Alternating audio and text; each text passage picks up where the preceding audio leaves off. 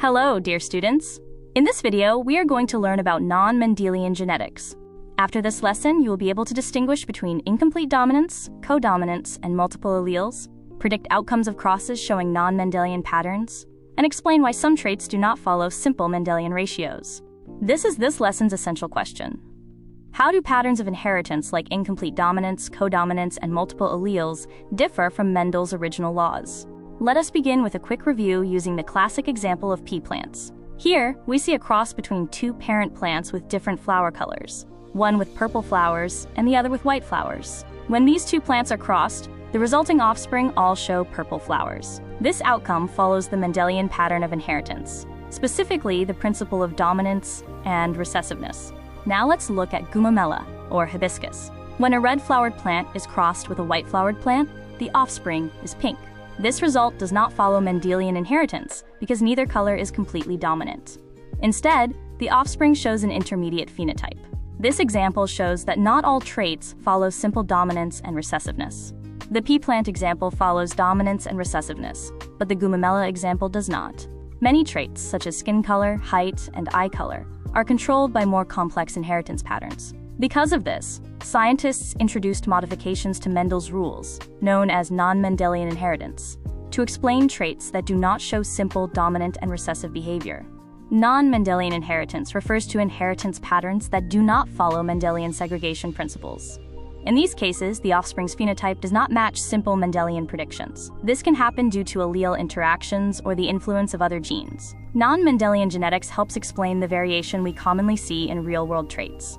Non-Mendelian genetics includes inheritance patterns that do not follow simple dominance and recessiveness. One example is incomplete dominance, where the heterozygous phenotype is intermediate between the two homozygous forms. Another is codominance, where both alleles are fully and equally expressed in the phenotype. There is also multiple allele inheritance, where more than two alleles exist for a trait within a population. These patterns help explain why many traits show variation, rather than a single dominant outcome. Incomplete dominance occurs when neither allele is completely dominant. When a red-flowered plant is crossed with a white-flowered plant, the heterozygous offspring produces pink flowers, an intermediate phenotype. When these plants are crossed, the offspring appear in a 2-to-1 ratio of red, pink, and white, showing that neither allele fully masks the other. In plants, incomplete dominance is commonly seen in flower color. For example, when red and white snapdragons or tulips are crossed, the offspring often produce pink flowers. This happens because neither color allele is completely dominant. Similar patterns are observed in carnations, roses, and 4-o'clock flowers. In animals, incomplete dominance can also be observed in physical traits. The Andalusian fowl is a classic example, where black and white parents produce offspring with blue-gray feathers. Hair texture in labradoodles is another example. Offspring from straight-haired and curly-haired parents often have wavy hair, an intermediate trait. Spotted patterns in animals can also vary in intensity, showing blended traits, rather than a single dominant form. In humans, several traits show incomplete dominance. Hair texture is one example. Straight-haired and curly-haired parents often have children with wavy hair. Skin color also follows this pattern, where offspring may have pigmentation intermediate between both parents. Height and hand size can show similar blending effects. This diagram illustrates incomplete dominance using hair texture. One allele produces curly hair, while another produces straight hair. Individuals who are heterozygous express a reduced amount of the curly hair protein, resulting in wavy hair rather than fully curly or straight. Let us work through this example together, step by step. In this problem, we are looking at tail length in cats, which follows incomplete dominance. That means neither allele is completely dominant over the other. First, let us identify the trait and the alleles. The trait here is tail length. We use the capital letter L to represent the allele for a long tail, and small letter L to represent the allele for no tail. Because this is incomplete dominance, a cat that has one dominant allele and one recessive allele will show an intermediate phenotype, which is a short tail. Next, let us identify the parents and their genotypes. One parent has a long tail, so its genotype is homozygous dominant, meaning it has two alleles for long tail. The other parent has a short tail, which tells us it must be heterozygous. Now, let us determine the possible gametes. The parent with homozygous dominant genotype can only produce gametes carrying dominant alleles. The parent with heterozygous genotype can produce two types of gametes, one carrying a dominant allele and one carrying recessive allele. When we fill in the Punnett square, we combine these gametes. The possible offspring genotypes are dominant homozygous and heterozygous. This means some offspring will have long tails, and others will have short tails. Finally, let us state the results. The genotypic ratio is 2:2, simplified to 1:1. The phenotypic ratio is 2:2, simplified to 1:1. In this problem, we are looking at flower color in snapdragon plants, which follows incomplete dominance. This means that neither allele is completely dominant over the other, and a heterozygous individual shows an intermediate phenotype. First, let us identify the trait and the alleles. The trait here is flower color. We use the capital letter R to represent the allele for red flowers, and the small letter r to represent the allele for white flowers. Because this is incomplete dominance, a plant that has one red allele and one white allele will produce pink flowers. Next, let us identify the parents and their genotypes. One parent has red flowers, so its genotype is homozygous dominant. The other parent has white flowers, so its genotype is homozygous recessive. Now, let us determine the possible gametes. The red-flowered parent can only produce gametes carrying the dominant R allele. The white-flowered parent can only produce gametes carrying the recessive R allele. When we fill in the Punnett square, we combine these gametes. All possible offspring receive one dominant R allele from the red parent and one recessive R allele from the white parent. This means all offspring will have the heterozygous alleles, which results in pink flowers. Finally, let us state the results. The genotypic ratio is 4:0, which simplifies to 100% heterozygous. The phenotypic ratio is 4:0, which simplifies to 100% heterozygous. Codominance is a non-Mendelian inheritance pattern where neither allele is dominant or recessive. Instead, both alleles are expressed equally in the phenotype. The result is not a blend, but a trait where both characteristics are clearly visible at the same time. These examples show codominance in action. Roan horses have both red and white hairs. Checkered chickens show black and white feathers. Some flowers and cows also display two colors at once. In all cases, both alleles are fully expressed, not blended. In codominance, we do not use dominant and recessive letters. Instead, we use the same base letter with different superscripts. For example, red is written as CRCR, white as CWCW, and red and white as CRCW, showing equal expression. In this problem, we are looking at coat color in cows, which follows codominance. This means that both alleles are expressed equally, and neither allele is dominant or recessive. First, let us identify the trait and the alleles. The trait here is coat color. We use the letter C as the base symbol. CW represents the allele for white coat color. CR represents the allele for red coat color. Because this is codominance, an individual with both alleles will show both colors at the same time, producing a roan coat. Next, let us identify the parents and their genotypes. One parent is a white cow, with the genotype CWCW. The other parent is a red cow, with the genotype CRCR. Now, let us determine the possible gametes. The white cow can only produce gametes carrying the CW allele. The red cow can only produce gametes carrying the CR allele. When we fill in the Punnett square, we combine these gametes.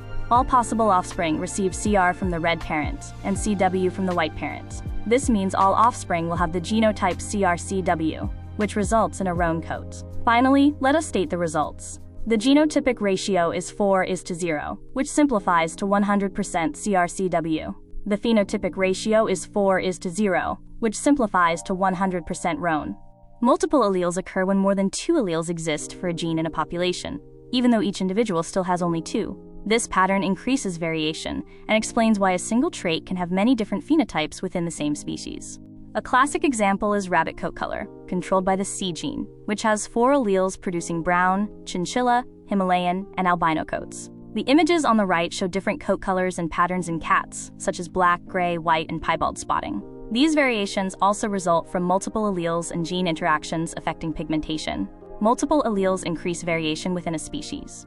The ABO blood group system involves multiple alleles and also shows codominance between the IA and IB alleles. However, for this lesson and for uniformity, we will consider it as an example of multiple allele inheritance. The ABO blood group depends on antigens found on red blood cells. The gene has 3 alleles: dominant IA, IB, and recessive I. IA produces A antigen, IB produces B antigen, and recessive I produces none. Your plasma contains antibodies against antigens you do not have. So type A has anti-B, type B has anti-A, type AB has no antibodies, and type O has both anti-A and anti-B. Have you ever wondered how a blood type test is done? In this process, a blood sample is taken, and the reactions between antigens and antibodies are observed. Based on these reactions, the person's blood type is determined.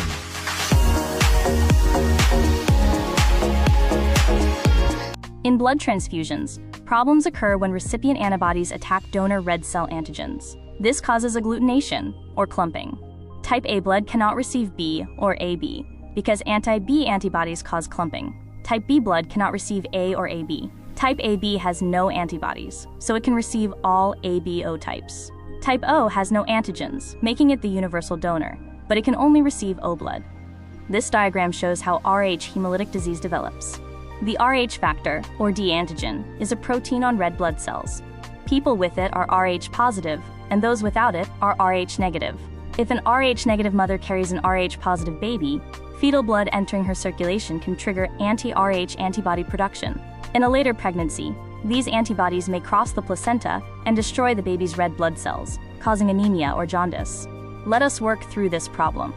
If one parent has type O blood and the other parent has type AB blood, what blood types are possible among their children and in what proportion? First, let us identify the trait and the alleles. The trait here is blood type. We use the symbols IA to represent the allele for blood type A, IB to represent the allele for blood type B, and small letter I to represent the allele for type O, which produces no antigen. Next, let us identify the parents and their genotypes. One parent has type O blood, which means the genotype must be homozygous recessive I. The other parent has type AB blood, which means the genotype is IAIB, since both alleles are expressed. Now, let us determine the possible gametes. The parent with type O blood can only produce gametes carrying the recessive I allele. The parent with type AB blood can produce two types of gametes, one carrying IA and one carrying IB.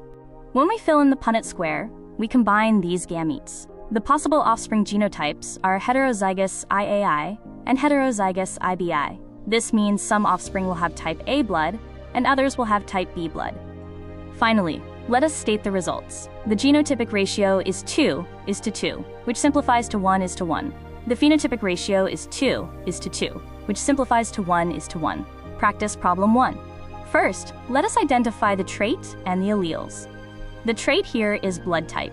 We use IA to represent the allele for blood type A, IB to represent the allele for blood type B. Next, let us identify the parents and their genotypes. One parent has type A blood and is homozygous, meaning the genotype is IAIA. The other parent has type B blood and is also homozygous, with the genotype IBIB. Now, let us determine the possible gametes. The parent with genotype IAIA can only produce gametes carrying the IA allele. The parent with genotype IBIB can only produce gametes carrying the IB allele. When we fill in the Punnett square, we combine these gametes. All possible offspring receive IA from one parent and IB from the other. This means all offspring will have the genotype IAIB, which results in type AB blood. Finally, let us state the results. The genotypic ratio is 4:0, which simplifies to 100% IAIB. The phenotypic ratio is 4:0, which simplifies to 100% type AB. Some traits are controlled by more than one gene. Polygenic inheritance involves multiple genes contributing to a single trait, such as skin color. Epistasis occurs when one gene affects or blocks the expression of another, altering expected phenotypic ratios. Phenotype is not determined by genes alone. Environmental factors can influence how genes are expressed. For example, soil conditions affect flower color, and temperature can influence pigment production in animals. This shows that genes interact with the environment to produce traits.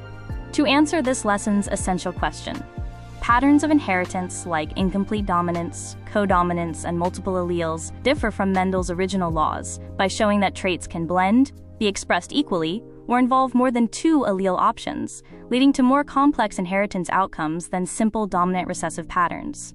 To conclude, name and describe one example of a non-Mendelian inheritance pattern and compare complete, incomplete, and codominance. Thank you for listening.